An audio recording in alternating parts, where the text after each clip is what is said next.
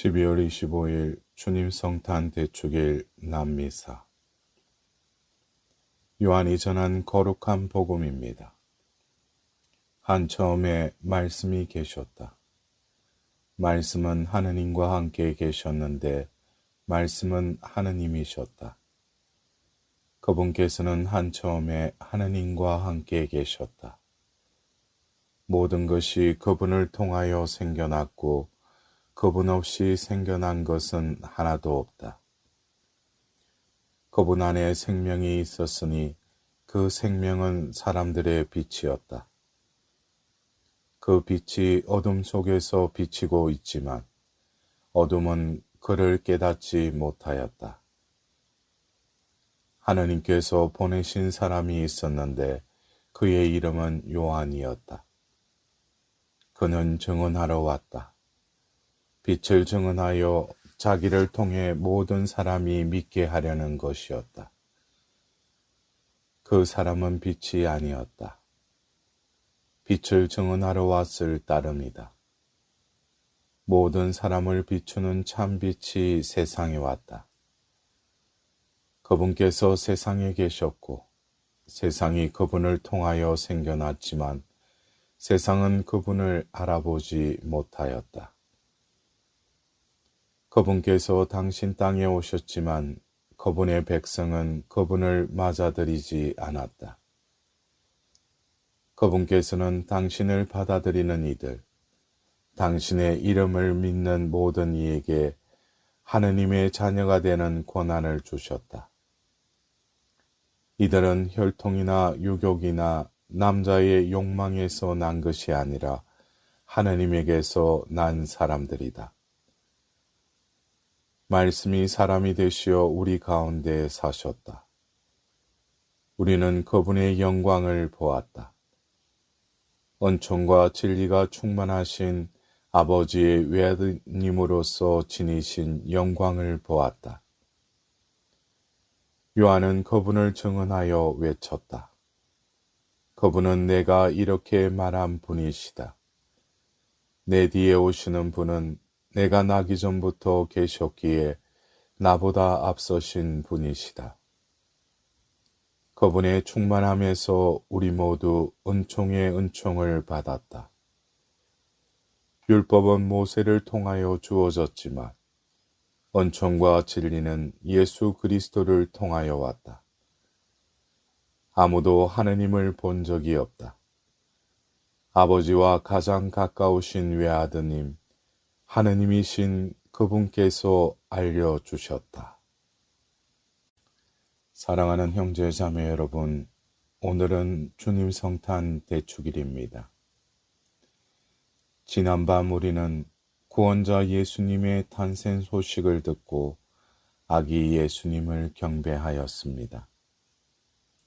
오늘 남미사 복음은 예수님께서 태어나신 경위가 아니라 강생의 의미를 신비적으로 묘사하는 요한복음의 로고스 창가를 들려주고 있습니다. 창가는 이렇게 시작합니다. 한처음에 말씀이 계셨다. 말씀은 하느님과 함께 계셨는데 말씀은 하느님이셨다. 모든 것이 그분을 통하여 생겨났고 그분 없이 생겨난 것은 하나도 없다. 세상은 하느님의 말씀으로 창조되었기에 창조된 만물은 말씀과 관련이 있습니다. 산, 바다, 동물, 식물, 바람, 햇빛 등 세상의 모든 피조물 속에 말씀이 담겨 있고 보잘것없어 보이는 나 자신과 내가 만나는 사람들 안에서 우리가 겪는 희노애락, 생로병사의 모든 과정에 하느님의 말씀이 담겨져 있습니다. 그런데 이 말씀이 사람이 되시어 우리 가운데 사셨다라는 이 말씀이 피조물 안에 거저 흔적처럼 머무르지 않고 오늘 우리와 같은 사람으로 태어나셨습니다. 우리 앞에 누워 계신 아기 예수님께서 세상을 창조하신 말씀이십니다. 세상과 인간을 창조하시던 말씀이 창조된 인간이 되신 것입니다. 오늘 복음은 이어서 그분 안에 생명이 있었으니 그 생명은 사람들의 빛이었다 라고 말씀하십니다. 여기서 생명은 단순히 숨이 붙어 있는 생물학적 상태나 기쁨 없이 피상적으로 사는 삶을 의미하지 않습니다. 히라보이의 조에라고 표현되는 이 생명은 하느님 안에서 살아있고 생기 넘치는 상태, 영원한 하느님을 모신 상태를 말합니다. 이 생명은 빛입니다. 빛은 세상을 밝히고 사람이 갈 길을 일러줍니다. 인간이면 누구나 가지고 있는 어둠, 극복할 수 없는 무의미는 참된 말씀인 예수님을 통해서 밝혀진다는 선언입니다. 이 생명과 빛이 세상에 오신 신비가 예수님의 성탄입니다. 그러나 모든 이가 이 빛을 받아들이고 생명을 누리지는 못합니다. 이어서 복음에서는 그분께서 세상에 계셨고 세상이 그분을 통하여 생겨났지만 세상은 그분을 알아보지 못하였다. 그분께서 당신 땅에 오셨지만 그분의 백성은 그분을 맞아들이지 않았다. 왜 세상은 영원한 생명과 어둠을 비추는 빛이신 예수님을 알아보지 못하고 맞아들이지 못했을까요?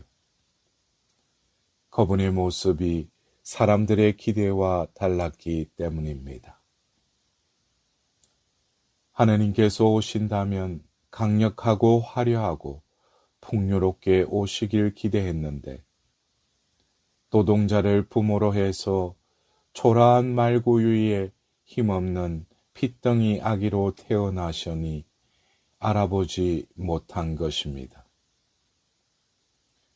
여기서 그분을 알아보고 맞아들일 길이 보입니다. 자신의 기대를 내려놓고 가난한 마음으로 겸손하고 단순하게 말씀을 있는 그대로 받아들일 때 예수님을 알아보고 맞아들이게 됩니다. 이어서 복음에서는 그분께서는 당신을 받아들이는 이들, 당신의 이름을 믿는 모든 이에게 하나님의 자녀가 되는 권한을 주셨다. 이들은 하나님에게서 난 사람들이다. 순수하고 겸손한 마음으로 아기 예수님을 하느님으로 믿고 받아들이는 이들은 하나님에게서 태어나게 됩니다. 오늘 아기 예수님께서는 내 안에 그리고 우리 가정에 우리 공동체에 다시 태어나시려고 내 마음의 문을 두드리고 계십니다. 방이 없다라고 외치는 그 여관 주인이 아니라 우리는 당신이 묵으실 방으로 어서 오십시오 라고 말씀드리면 주님께서 우리 안에 태어나시고 우리도 하나님에게서 태어나는 새 사람이 되는 것입니다. 인생은 성탄 때 성당에서 하는 성탄것과는 같지 않습니다. 구체적으로 어디서 어떻게 아기 예수님을 받아들여야 할까요? 서로가 서로를 예수님 대하듯 받아들이면 됩니다. 갑갑하기만 하는 남편을, 한심해 보이는 아내를, 못마땅한 자식을, 늙어가며 잔소리만 하는 부모를, 부끄러운 자신의 모습을 못났다고 바쁘다고 외면하면 방 없어요 라고 말하는 것이 됩니다. 자신이든 남이든 마음에 들지 않고 부족하더라도 누추하지만 그래도 들어오십시오 하며 받아들일 때 예수님께서는 우리 안에서 다시 태어나시고 우리는 하느님 안에 다시 태어나게 됩니다. 오늘 복음에서는 말씀이 사람이 되시어 우리 가운데 사셨다라고 말씀하십니다. 이 로고스 찬미가의 핵심이고 결정적인 이 말씀은 로고스 찬가의 절정을 이룹니다. 이 구절에서 우리 가운데 사셨다를 원문 그대로 번역하면 우리 가운데 천막을 치셨다라고 할 수 있습니다. 이 천막은 성경에서 심오한 주제들을 내포한 개념입니다. 하느님께서 이스라엘과 맺은 계약의 정표인 10계명은 계약의 계에 담아 천막에 안치했습니다. 적 천막은 하느님 현존의 장소이자 하느님을 만나는 곳이었습니다. 말씀이 사람이 되시어 우리 가운데 사셨다. 이는 우리 가운데 천막을 치셨다라고 받아들일 수 있습니다. 하느님께서 만나게 천막에서 모세와 친구처럼 대하셨듯이 하느님께서 우리와 함께 이야기하시려고 천막을 치셨다라는 뜻입니다. 사랑하는 형제 자매 여러분, 영원한 말씀이신 하느님께서 덧없는 세상에 오시어 나와 같은 사람이 되셨습니다. 하느님께서 우리 가운데 천막을 치시고 육신을 취하심으로써 부족하고 한계 많은 인간 실존은 하느님께서 머무시는 성전이 되었습니다. 사람이 되신 말씀이신 예수님께서 우리의 눈을 열어주시어 세상 피조물과 모든 사람들 안에 하느님의 영광을 뵙게 하십니다. 이렇게 예수님을 통해 우리는 영원한 사랑이신 하느님을 바라볼 수 있게 되었습니다. 우리가 하느님 아버지의 품에 다시 태어나게 되었고 하느님의 영광 속에 우리의 생명이 빛나게 되었습니다. 그렇듯 성탄은 나를 위해 태어나신 하느님의 사랑인 것입니다. 이 성탄의 기쁜 소식을 이웃에게 전하는 복된 한 주간이 되시길 기원드립니다.